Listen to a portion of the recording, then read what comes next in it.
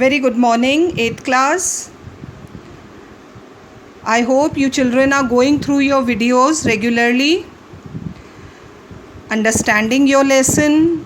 If you have any queries, you can WhatsApp me. I'll try to answer if there is any difficulty. This is very important chapter. We are studying about the establishment of company rule, East India Company rule in India. We have seen how different parts they were defeated by the British and British annexed their territories in their empire. Marathas, Mysore, then Sindh, Punjab. We have seen about all these territories. In yesterday's chapter, we have studied about a policy adopted by English, that is of subsidiary alliance. And now we'll read about another policy of English, that is doctrine of lapse or law of succession. So let's see what is this policy. The doctrine of lapse meant that if the ruler of a dependent state का मतलब English के under में जो states हैं जिन पर उनका rule है, English का रूल है, should die without any heir, अगर वो अपने वारिस, और वो भी कौन होना चाहिए, son. If a ruler dies and he doesn't have his own son, not adopted son, his adopted son would not succeed him. Adopted son नहीं बैठेगा थ्रोन पर, अगर खुद का बेटा है then only that son will sit on the throne. But that state would lapse or go back to the British company. So this was doctrine of lapse. If any Indian ruler dies without any son of his own, तो कोई वारिस नहीं हुआ throne के लिए, then that state would be taken over by the East India Company. This is the policy of doctrine of lapse. It was not a new policy, ये पहले से चली आ रही थी, but while it was formally followed very sparingly, बहुत कम governor generals इसको follow कर रहे थे, स्ट्रिक्टली फॉलो नहीं हो रही थी. लॉर्ड डलहौजी, इन्होंने इस पॉलिसी को स्ट्रिक्टली फॉलो किया, acted on it with full vigour and never let any opportunity of annexing a state slip out of his hands. It was Lord Dalhousie who strictly followed the policy of doctrine of lapse, और एक state नहीं छोड़ा उन्होंने. जैसे ही किसी king की death होती and he came to know that the king doesn't have a son, वो उस स्टेट को इंग्लिश एम्पायर में मिला लेते थे. अ स्टॉन्च इम्पीरियलिस्ट, एक बहुत स्ट्रिक्ट इम्पीरियलिस्ट लीडर थे Lord Dalhousie, like Lord Dalhousie, जो कि इंग्लिश एम्पायर को बढ़ाने में यकीन रखते थे. That was imperialist, would never waste an opportunity and thus annexed all such states whose rulers died without any legal successor. एक स्टेट भी नहीं छोड़ा. जिन all those kings who died without son, they were taken over by Lord Dalhousie. अब देखो नाम पढ़ते हैं हम कौन कौन से हैं. The most famous among them were Satara, Jhansi and Nagpur. Besides these, the other states were Jaitpur in Bundelkhand, Sambhalpur in Orissa, Bhagat near Shimla, Udaipur and other small states which lapsed to the company. So these are the states which were taken over by Lord Dalhousie. The state of Satara was founded by Hastings. ये तो Warren Hastings ने ही बनाया था state, after the 4th Maratha war. Therefore it was imperative, और वहाँ एक Maratha chief को ruler बना दिया था. So ये तो होना ही था, you cannot go against it, upon its ruler to obtain permission for the company before he adopted any heir. And the king of Satara, the ruler of Satara, had no son of his own, so he wanted to adopt a son, but as he failed to do so, so when he adopted a son, but he did not take permission from the English company, so when he died, Satara was annexed in empire. But as he failed to do so, his kingdom was annexed when he died in 1848. Another state, Nagpur, too had fallen under the British protection in 1818. But then Lord Hastings has bestowed it upon a member of the old ruling family. Nagpur भी British empire के under में आ गया था 1818 में. लेकिन जो Lord Hasting थे, who was the governor general at that time, उन्होंने जो वहाँ की ओल्ड रूलिंग फैमिली थी उसी के एक मेंबर को वहाँ का रूलर बना दिया था. In 1853 when that ruler died without having a male heir, उनके कोई सन नहीं था, it was annexed. नागपुर भी ब्रिटिश एम्पायर में मिला लिया. Then came Jhansi, which was a district in Bundelkhand, and we all know it's a very popular story about Jhansi. Was given to the English by the Peshwa. Peshwa ने gift किया था और जो वहाँ के रूलर थे वो इंग्लिश के अंडर में ही वर्क करते थे. It was the English who had given it to the Maratha ruler. भाई मराठा रूलर से कहा था you rule the state, Jhansi पर आप रूल करो, लेकिन था वो कंपनी के अंडर में. In 1853 when Gangadhar Rao, he was the ruler of Jhansi, the last ruler of dynasty, died. Dalhousie refuse to recognise his adopted son Anand. हमने कितनी बार ये स्टोरी पढ़ी है ना, द रानी ऑफ झांसी, और बेटे का नाम आई थिंक मैंने भी आज फर्स्ट टाइम पढ़ा है, that the name of his son was Anand. So when Gangadhar Rao died, his adopted son Anand, Dalhousie refuse to accept him as the next king, as the rightful heir to the throne, and annex Jhansi to the English empire.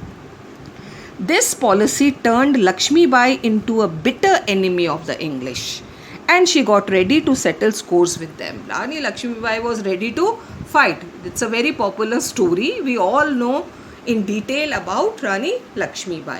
So Jhansi was also annexed in British Empire. So these were the states which were taken over by Lord Dalhousie by the policy of doctrine of lapse. Now the causes of defeat of the Indian states. यहाँ हम समझेंगे बच्चों why these Indian states were defeated by English. ऐसी बात नहीं है कि हमारे किंग्स कोई कम थे या they were not as brave as others, लेकिन कुछ ऐसे कारण रहे हैं जिसकी वजह से the Indian rulers were defeated.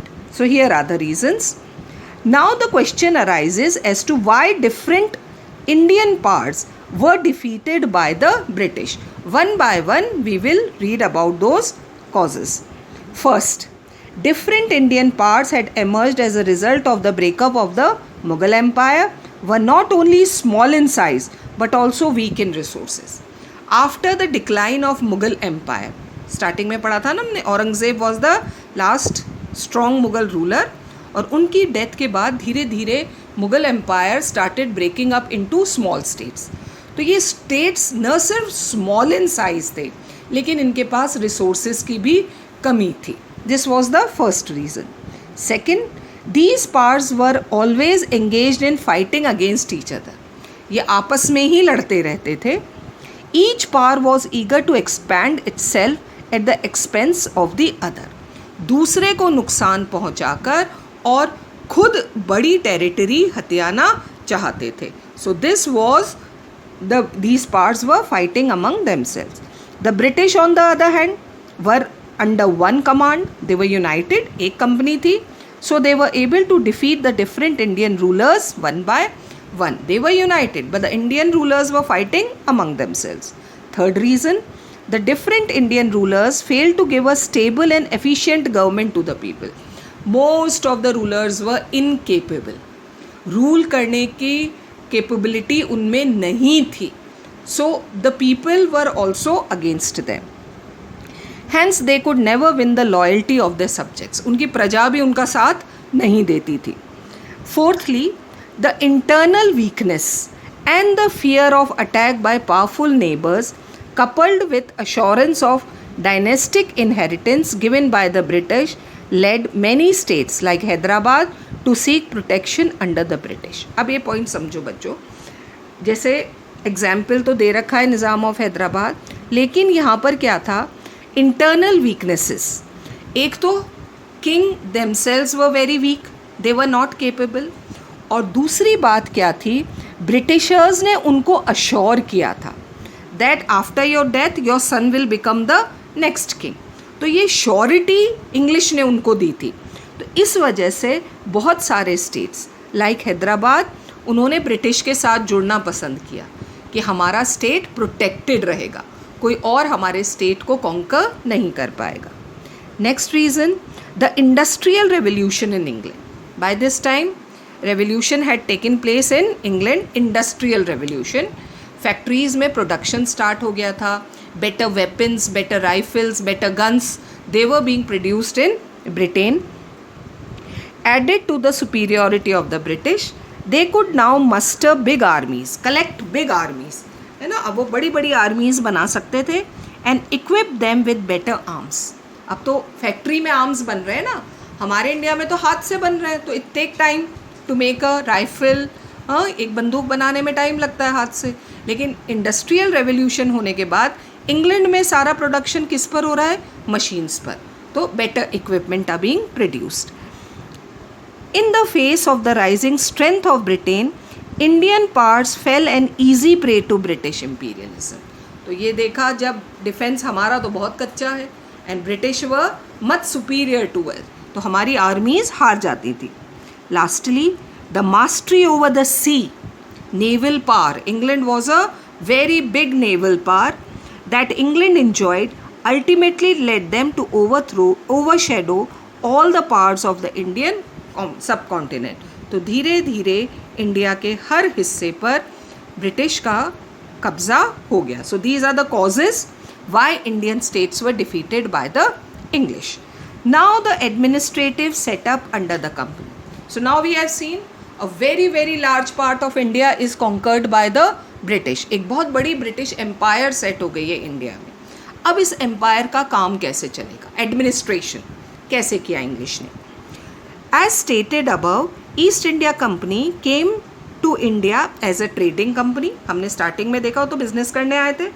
But soon it acquired political power. ये ऊपर वीकनेसेस पढ़ी ना हमने इतनी सारी, इसकी वजह से अब वो एक ट्रेडिंग कंपनी नहीं रह गई थी. They have become ruling power in India. Such a change necessitated some sort of an administrative setup.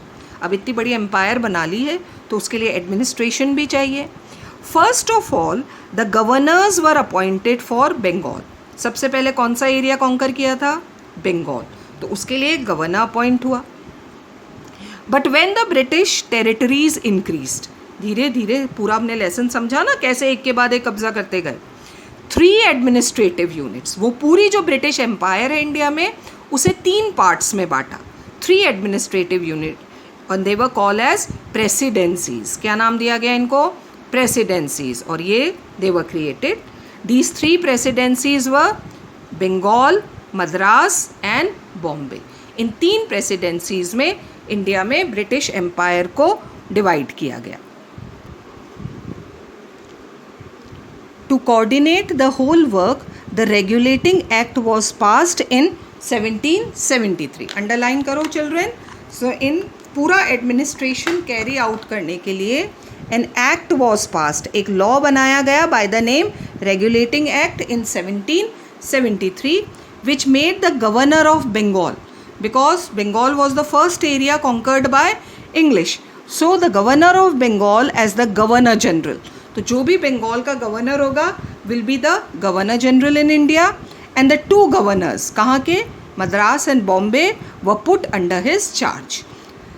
Warren Hastings was the first governor general. So India के फर्स्ट गवर्नर जनरल कौन है?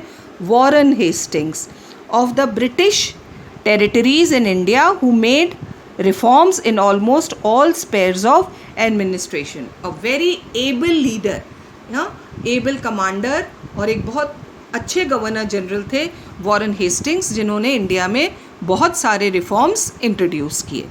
The British rule in India stood on 3 pillars. कौन कौन से 3 pillars हैं? The civil services, government servants, the army and the police. ये तीनों Britishers ने बनाए for a lasting British rule in India, ताकि लंबे समय तक रूल कर सके. It was essential to establish peace and order. वो जो वॉर चल रहे थे सबके बीच में, अब उन्हें ख़त्म करना था ताकि ब्रिटिश रूल अच्छे से चल सके. which again dependent on reorganizing the civil service. The government है ना, जिन्हें भी आज हम एडमिनिस्ट्रेटर्स कहते हैं, IAS RS, ये जो पोजीशंस होती है ना सारी, they are known as civil service. तो ये तब इंट्रोड्यूस हुई थी. Being foreigners the English fail to win the Indian hearts. अब क्योंकि बाहर से आए थे तो Indians were against them, Indians considered them enemies. तो इंडियंस का सपोर्ट तो था नहीं इंग्लिश को. So they had to depend on their strong army and police for keeping the Indians under control. Indians उनके साथ कॉपरेट नहीं करते थे, तो किनके जोर पर दबा कर रखा? Police and army. Now will read about civil administration. कैसे उन्होंने ये सिविल एडमिनिस्ट्रेशन या अपने एरियाज़ के अंडर में एडमिनिस्ट्रेशन कंडक्ट किया. And that was the civil service. Lord Cornwallis is justly regarded as the founder of the British civil service in India. It was his idea. Lord Cornwallis, when he became the Governor General of India, तो उन्होंने idea दिया कि India में भी civil services introduce की जाए. He made strict regulations to ban private trade by the company officials. Chapter के starting में हमने पढ़ा था ना, concessions were given to East India company. लेकिन जो प्राइवेट ट्रेडर्स थे, इंग्लिश ट्रेडर्स, वो उन कंसेशंस का फ़ायदा उठा रहे थे. अब when British has become the rulers of the country, so now this private trade was banned. अब सब कंपनी के कमांड में होगा. कोई भी प्राइवेट ट्रेडर अपनी तरफ से बिजनेस नहीं कर सकता. और ये काम किसने किया? Lord Cornwallis. He banned private trade by the company's officials and induced the directors to pay handsome salaries to them. ये डायरेक्टर्स ही थे कंपनी के ऑफिशियल्स जो प्राइवेट ट्रेड करते थे. तो ट्रेड तो बैन कर दिया और इन डायरेक्टर्स को एक बहुत अच्छी सैलरी दी जाने लगी ताकि वो ये ट्रेड ना करें. In course of time, in later years, a system of open competition, जैसे आज होता है ना, एग्ज़ाम कंडक्ट होते हैं, आप सबको पता होगा, IAS, RAS, IPS, exams are being conducted. The people who qualify those exams, they become collector and SP and magistrate and all, every other positions, जितनी भी है गवर्नमेंट जॉब, वो इन एग्ज़ाम्स के थ्रू मिलती है. तो ये वही सिविल सर्विसेज है बच्चों जो उस समय स्टार्ट की गई थी by Lord Cornwallis. So in course of time a system of open competition for recruitment, भर्ती करना, which came to be known as Indian Civil Services, and that was introduced by Lord Cornwallis. जिसे आज हम IAS कहते हैं, Indian administrative service है, वो start हुई by the name Indian civil service, जिसका हमने इंडिपेंडेंस के बाद नेम क्या कर दिया? It was changed as Indian administrative services. तो पर अभी क्या नाम है? Indian civil service. But Indians were mostly debarred from this service. Indians को इसमें भर्ती नहीं किया जाता था. Both Lord Cornwallis and the governor generals that followed him, जितने भी गवर्नर जनरल आए काफ़ी सारे after Lord Cornwallis, highly distrusted the Indians. वो भरोसा नहीं करते थे इंडियंस पे, whom they regarded as inferior and incapable of holding post of responsibilities. वो लायक ही नहीं समझते थे इंडियंस को कि इतनी हाई पोस्ट पर वो काम भी कर सकते हैं क्या. तो इंडियंस को बैन था to take the civil service. Again very few Indians could compete for these posts. Actually they were highly educated post. उतनी एजुकेशन अभी इंडियंस के पास नहीं थी. I am not saying that Indians were illiterate, लेकिन जिस तरह की पढ़ाई ICS के लिए चाहिए थी वो अभी इंडियंस में बहुत कम थी. तो बहुत कम इंडियंस क्वालिफाई कर पाते थे for ICS. Again, very few Indians could compete for these posts as the examinations were held only in England. फिर ये भी एक कारण था. एग्ज़ाम्स कहाँ पर होते थे? इंग्लैंड में. और उस समय इंग्लैंड कितने इंडियंस जा पाते थे? क्योंकि एग्ज़ाम वहाँ जाकर देना पड़ता था, तो इंडियंस इसमें पार्टिसिपेट नहीं करते थे. From the administrative point of view देखो कैसे चल रहा है. British India was divided into districts. पूरा ब्रिटिश इंडिया को पहले तो प्रोविंस में डिवाइड किया था, वो 3 presidencies, and then they were divided into districts. Each district there was a collector, आज भी होता है, to collect revenue. What is revenue? Tax. Tax collect करने के लिए कलेक्टर था. A magistrate to maintain law and order, peace maintain करने के लिए there was a magistrate. And a जज टू एडमिनिस्टर जस्टिस. तो 3 हेड हैं एक डिस्ट्रिक्ट में. Collector to collect revenue, magistrate to maintain law and order, and judge to give justice. So this was the civil administration that was introduced by English. And who introduced it? Lord Cornwallis. हाँ, इतना समझ में आया English administration. Rest we'll continue tomorrow. Till then, keep reading.